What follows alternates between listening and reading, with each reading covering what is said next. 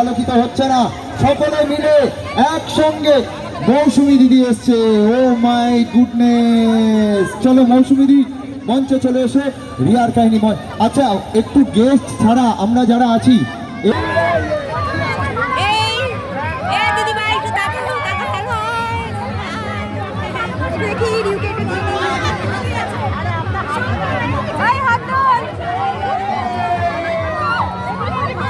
সবাই একটু নিচে নামবেন, আমি এক এক করে ডাকবো সবাইকে।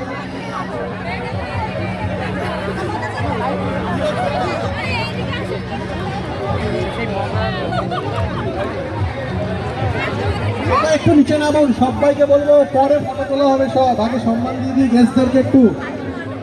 মৌসিকদার, সায়নী দাস, সায়নী দাস একটু মঞ্চের সামনে আসবে। গোলাপটা সামনের দিকে দিলে ভালো হবে, দুই সাইডে দুটো। সবাই একটু নামো।